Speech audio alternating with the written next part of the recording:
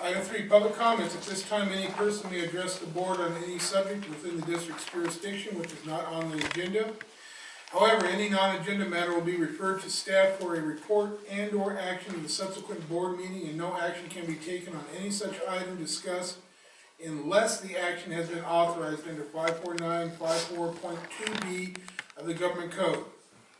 Any person may also address the board on any agenda matter at the time that matter is discussed prior to board consideration and action.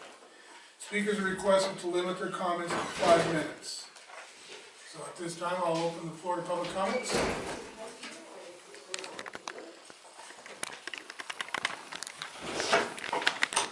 Good evening. Good evening. My name is Robert Ziegler. I live at 1432 Suica, which is on the west side of the railroad tracks over there towards the water tank. You may not remember, but I was here almost a year ago with an unusual request, and I'm here to do it again. I have a back of my house faces south towards a retaining wall with a little bit of landscaping and trees, and then Hook Avenue. About 7 years ago, I put in solar panels, and my personal choice, I elected to put them on my patio cover as opposed to on the roof itself. It made sense at the time. But I've noticed last year and this year, as the sun slowly inclination changes, that in the winter months, I have 2 oak trees that belong to the city, who the tops are just now starting to touch my solar panels during the day, kind of shading them out. And I asked last year if I could come out or if I could get it trimmed, and you were good enough to say yes, and you actually sent the community people out. Unfortunately, what I had in mind was just topping off about the last 3 feet, top 3 feet of the tree. They didn't have the equipment or the ability to do it, at least not safely. And so I just kind of forgot about it, thinking it's not a big deal. It's still not a big deal. So I came today again to ask permission. This time I'm not asking the center or the community center for Roseman Community Service Center to come out and do anything to the trees. It's your trees. They're affecting me, which is one homeowner, not drastically. I'm looking for permission to look into getting the tops of the trees trimmed. I have some pictures if you want to look at them, but they're about 25, 30 feet tall trees, and I'm looking at removing about the top 5 feet at the most. Probably a little bit less than that is actually all I need. And the reason I'm asking for permission is because I know you have a landscaping company you normally use for upkeep out there. I've seen them. I will approach them and ask them what it would cost to do it, and I'll pay it out of my own pocket. But I don't feel I could actually go forward trimming someone else's trees without asking permission first, which is why I'm here today. Sir, I personally don't have any issues with it, but because this is a public comment period, this would have to be an agenda item or something handled through the general manager. You can refer it to me, and basically what I would probably respond to him as is if he got the information and he and I could talk on the price or who would be doing it and all those things, we could probably work that out. The only thing that would warn us about is that if it's, that's no problem, but make sure we get a tree person, because you said top it, the bad thing, we just top something straight across the incoming branches are weak and we create a bigger problem. So I just encourage us, if we're going to help him, by all means, but let's make sure we get it done the proper way, because you can thin it out in such a way that he gets his light in there. But if you just top it, then we can just structure it. I'm glad to do it with Mr. Perez, Yeah. but I still, my intentions is not to have the Roseman Community Service District do it. But I would like, once we discuss the details, just permission and maybe approval if I research it with this company or however I do it that says yes, you can go do it. If you give me your address, I'll go out and take a look at it also. That'll be, I'd like to see it physically as well as your pictures. Okay. I'll do that, and I'll stick around and see if we have any good time before your closed agenda. That will close public comments. I'll go on to comments and presentations, director's comments, and we'll start with Director Glennon. I attended the last chamber meeting, and the biggest issue that's the chamber dealing with right now is the Diamond Street project is gonna go to bid on December the 9th, and they're gonna open those bids on January the 7th. So things are happening with the Diamond Street project. Also, I attended a leadership seminar, and there's a written report there. If you want a copy of it, you can get it. Good evening, everyone. We all know we heard on the TV last night about what happened there. And one thing, when I saw that happen, it reminded me of 1992, when we destroyed our city. If you folks know anyone that gets mad about anything, always let them know and think about it. There's always two sides, and you never know all of it.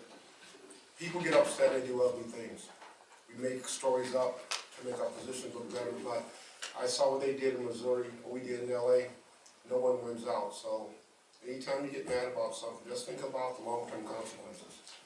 And I'm looking at that stuff burning last night. I remember in 92, I saw the same thing, and you feel helpless. I've been a police officer for 32 years. And I'm looking at something on TV that I have no control over. And the reason I brought that up, in our community, we're pretty fortunate that we don't get to the big city things going on. But you know what? The more things happen in the big cities, they drift to the small cities. And I'm just going to ask everyone, if you know law enforcement people, public safety people, give them the benefit of the doubt if they do something different. Because whether that man was right or wrong, he has a family. The guy in Chicago has a family. The guys I work with every day, they have a family. The people that know me know my family. We're not perfect, but we do the best we can. So everyone wants to paint us with a broad brush, but you know what? We're just like everybody else. But I looked at those people there. That man can't go anyplace. He's just going to be a wanted person wherever he goes, and I don't think he's signed up to do that. And the reason I'm telling us here, because we have a spirit of influence over folks. There's probably someone we know that's going to complain about that there. So if you have someone, tell them to just be fair and equitable until it all plays itself out, and there could be a resolution here. But I felt really bad because I felt helpless, just like when the city burned up in 92. They went through the same thing, but look what they destroyed.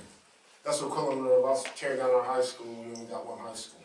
So if you get a chance, you know someone that's complaining about it, tell them to just let it play itself out.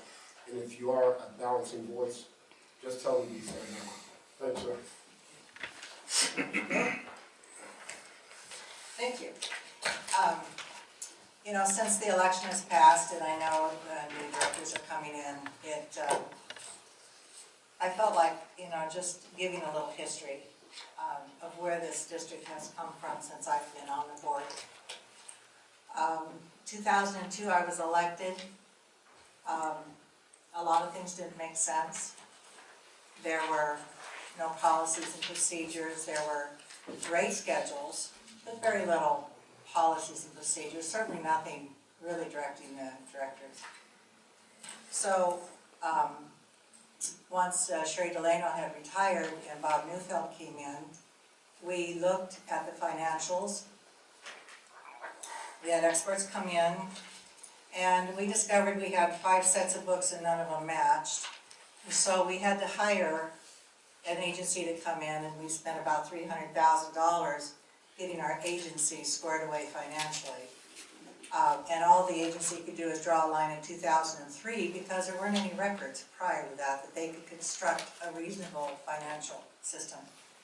So we invested heavily into not only correct financials, but we also invested in policies, procedures, and directors' policies.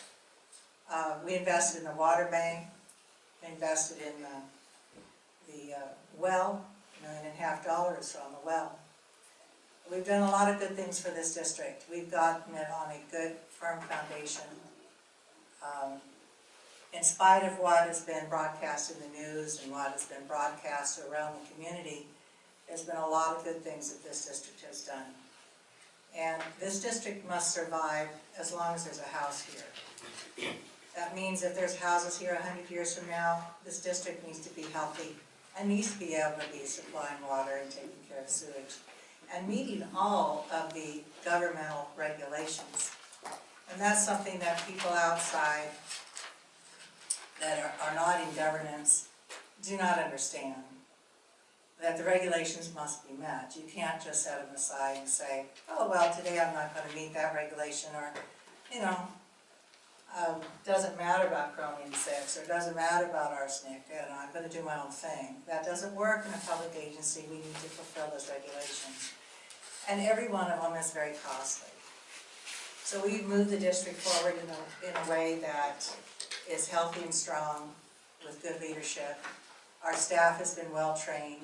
There's a lot of money put into staff training, and we had to buy new computer systems to even keep up with what's going on here. We had an obsolete MOM system that not only the old staff didn't know how to run adequately, but it couldn't keep up with what was required in the business world today. If somebody came in and wanted a report, we couldn't generate it. So that's all been changed at cost and at expense. And so we have a well-trained staff and a much better accounting system. We have professionals at the wheel, and they know what they're doing. And I'm very pleased with that our staffing is good and that they are leading us in a positive direction. And so thus saying that, I went through my, my notebooks, and when I was elected, it took me about, about a month before anybody cared to give me any paperwork so I could see the history of the district. And so I pulled some notebooks, and I thought I would give them to Mr. McKay, so that you can get a head start on policies, procedures, ethics, and what we have to deal with in this agency. So you'll have some good reading material, and you'll be ahead of everybody else. Okay? You're welcome. It also managed to clear off a few of my bookshelves. That's a good thing. So, anyway, enjoy the reading material. There's a lot there. There's a lot in policies and procedures. There's job descriptions where there didn't used to be when we came on the board. There's all kinds of things that now are set in place and help to govern this agency. Okay, I'd like to welcome everybody coming this evening, and like to welcome our new board members that are going to be coming here and taking their seats at our meeting on December 10th. And I would like to encourage Ed and Olaf and Dennis that if there's any questions you guys have, please call Steve, call me. I'll be happy to talk with you and give you any information you need to help get you up to speed with what's going on around here. So I'm available, Steve's available, Rick's available, Kathy's available, so is Byron. And with that, I just want to say that I went to the RMAC meeting, their last meeting, and I got an opportunity to share with the crowd there about our stage 2 alert that we're still in, and the drought conditions that we're in right now. I was encouraged that, maybe we're going to get a wet winter at the end of October. But as you can see, our temperatures are starting to climb again, and who knows what tomorrow's going to bring. But what I was able to let the people know is that at this point, AVEC has 0% of their allotment granted for next year. And the fact is that this stage 2 alert, I don't know the exact date that it runs till, Steve. It's I'm sorry. the stage, 110 days from time it started. that puts us right around May or so, I believe, something like that. Something like that. And but the real reality is, if we have another dry winter, that stage 2 can be extended by the state of California, or even increased to a stage 3 or even a stage 4, depending upon how bad it is in the state of the water. So, I just want to encourage everyone to just remind your neighbors, remind your friends that we're in a drought and conserve every chance they get. Because we're going to get out of this, but it's going to take some time. And even if we do have a wet winter, and I shared this as well, that we're looking at 3 years to get out of this drought. It's going to take 3 very wet winters just to get us back to where we were before the drought started, get our reservoirs filled back up again and everything else. And I know we just passed a water bond issue, and that is great, but like anything else, they have to get the plans drawn up, they have to contract the work out, go out to bid and everything else, and it's like anything else that you build, it's gonna take time to get the infrastructure built that they need to improve our storage capacity in the state.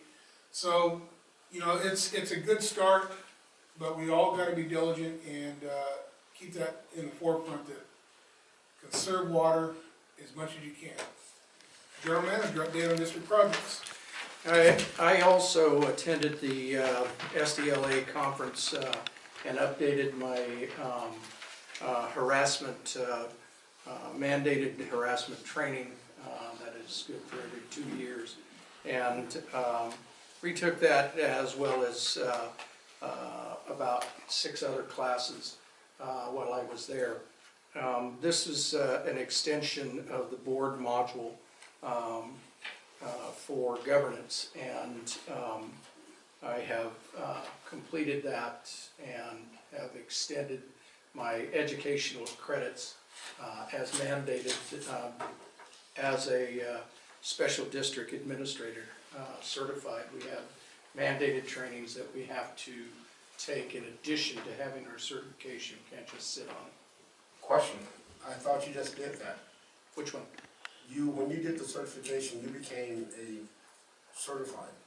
I am certified. I'm a certified special district administrator. However, there are mandated courses or study points. Yeah, Okay. and if I could get them, and as you know, these classes aren't given, you know, all the time, so you have to take them when you can get them. So I updated the mandated ones that I have to take by state law, as well as, you know, extended my in-service educational credits. How many of those are there? The certified people. There's only 40 certified in the state of California. How many CSDAs? There's over 3,000 independent and dependent special districts in the state of California. And CSDA's membership is what, about 1,500 are members of CSDA? It's 1,700 and some. Members. Right, and there's over 2,000 independent special districts. But I attended that also, and in addition, CSAC was having their annual conference, and one evening I attended a dinner honoring the past presidents of the county association. There's 3 legs to the local government advocacy group, and that is counties, cities, and now special districts. We have brought the Special District Association into the fold of the 3 largest advocacy groups for local government in the state of California. And having been president of 2, there's only 2 individuals in the state that have been presidents of 2 of those 3 state organizations, myself and Greg Cox from San Diego. But it was to honor the past presidents, so I was able, being down there a block away, able to attend that dinner. The test well site is still progressing for the chromium-6 under the arsenic consolidation grant. No new information to provide on that. Our new website is up, and it's up and running, and all of our minutes are on it, all of our budgets are on it, our financials, everything that you could imagine are on the new website. If you want to report a street light out, you can do that on the website. There's forms on the website that you can utilize to make things a lot easier to navigate business with the RCSD. Solar. if you noticed, I don't know if you noticed when you came in, but all the preliminary grading is done here at the admin site, and they'll be starting to put up the hard infrastructure. I was out at the wastewater treatment plant site earlier today and discussing the location of where those are going to go. And so they're siting that for the fences and everything else out there. They'll be doing the preliminary grading on that shortly. Well 9 has begun their preliminary grading already, and it's ready to start installing. So we should have a lot of infrastructure in the ground in the next 2 or 3 weeks. I know that they're fighting to get a lot of this in to beat the deadline by the end of the year for incentives. It's in their best interest to do it. But I might reiterate, we are not on the hook for any additional costs if they meet the deadlines to get incentives. We have no out-of-pocket expense other than staff time to discuss contracts, etc. For the solar. And the solar, when it gets up and running at today's prices, we already have a built-in savings coming from what we'll be paying to what Edison is charging. So we have the savings coming. I'm excited that it's finally coming to fruition and going to be a reality. We've been waiting quite some time. As you're aware, a year ago in July, we signed the contract to move forward with that. It has taken them this long to get their ducks in a row.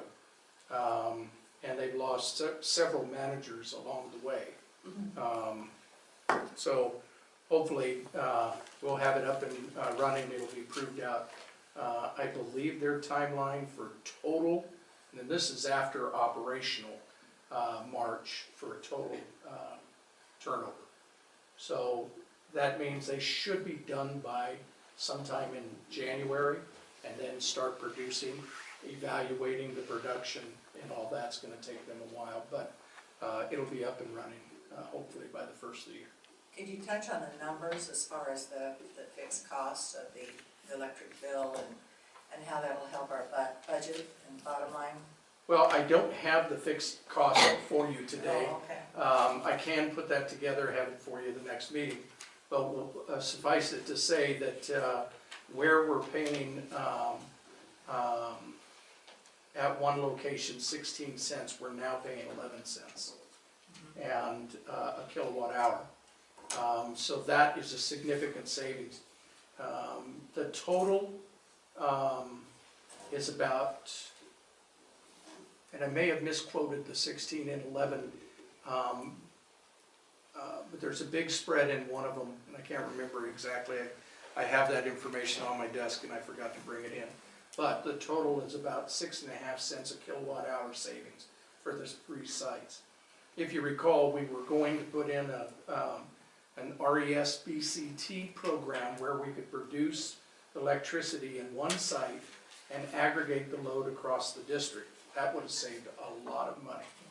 At the time that we had negotiated going through this, had come to resolution on that, Edison pulled the plug on us, said they didn't have the capacity to take our electricity. That put a stop on everything. The entire Antelope Valley, they produced a map, said nowhere in the Antelope Valley can we take any additional power. Because of the large projects out west, most of the capacity on the domestic level had not been upgraded because most of the focus was out on these bigger projects. So they had to do a lot of upgrades. So when we changed our project from a RCSD to a net energy metering, we were halfway down the road with the contractors and everything else when they come back and say, okay, we're ready. We had already pinned the contracts in the other direction. So there was no indication on when they were going to do it. And if we were going to save money, we had to go one way or another. But at your direction, it was with no out-of-pocket expense. So the total, they're gonna be working on all 3 sites, for the next several months. And, so we should see, in the back, we have a lot of inventory of panels and infrastructure and the like stored here. The other thing I wanted to report is, today I had a meeting with one of the new, directors, Mr. Shingledecker, and we had a real good briefing session, and at about a 10,000 foot level to give them kind of what you were alluding to, Director Spore, about, you know, where we were, how we got there, why we did, where we are, and just laid out things. And I've got schedules to meet with another director, Landsgaard, on the 3rd, and for that same type of briefing. I think it's necessary, as you're aware, that they have some idea of the background of where we are, because they're gonna have to sit and make the decisions where you're sitting. So we're looking forward to producing those briefings also. And it took us, I think, 3 hours. We went from 8 to right about 5 minutes to 11. So it was a pretty good briefing. Lastly, the RCSD will be closed on the 24th and 25th in observance of Christmas, December 31st in observance of New Year's, and despite this, we'll still have crews out and working. The upcoming RCSD meetings, December 10th at 6 o'clock, December 23rd at 6 o'clock. December 23rd is important because I don't believe that's a Wednesday. It's Tuesday. Tuesday. So that will be on an information sheet that's going to be going out in our mailers or in our bills that will give some of that information. Give a little bit of information on our 5-year strategic plan, and further get more information out to the community as to what we're doing here. And that's the end of my report. We've installed 1,701 master meters and are currently purchasing 450 more to go in. We did 160 work orders, 175 non-payment notices, 29 lock-offs, completed our monthly meter readings, replaced angle stops at about 7 different locations. We replaced tailpieces at the following addresses. There's 6 of those, or 3 of those. Service line repairs done at 2 different locations. We have been pumping water from the water bank into Roseman, and we will be stopping tomorrow. I directed John to stop the delivery because we don't need any more AVAC water, so we're going to stop. And but we have proved out our ability not only to put water in the water bank, but to recover that water and get it to us also. And that project is over. John has been also in the field with the solar people, working on locations and setting up and ensuring that they are not blocking any of our pipeways in the event that we have to work on pipelines. We're not tearing down fences and things like that. So staff has been busy directing that type of efforts on the construction of the solar sites. And that's the end of the superintendent's report. Okay, item 3, legal counsel, legal updates. Well, this is the busiest travel time of the year, and they're busy out there tonight, I can tell you. Everyone be careful over the holidays, and for those of you that may imbibe, don't drink and drive. Be careful. I just want to add one thing, that the CHP was at the MAC meeting last week, and they he alluded to the fact that they are gonna be doing saturation policing, but would not say where. He didn't say they weren't gonna do it in Roseman, but he didn't say they were. But they say they are starting it Wednesday, and they are going to be very aggressive, and they're going to be pulling people over for anything and everything, and in their effort to catch drunk drivers. So, with that said, everybody be extra careful, because they're gonna, the CHP is gonna be out in force this weekend, but they're out there for your protection. That's good. Okay, item 6, consent calendar. Make a motion to approve the consent calendar. I second that. Okay, we have a motion by Director Spore, second by Vice President Webb. Discussion? All in favor? Aye. Opposed? Motion carries. Move on to item 8, closed session. Item A, contract negotiations pursuant to Government Code Section 54956.8. Do you have a motion to go into closed session? For closed session of that item, yeah. Second. Motion by Vice President Webb, second by Director Spore. All in favor? Aye. We are adjourned to closed session at 6:34.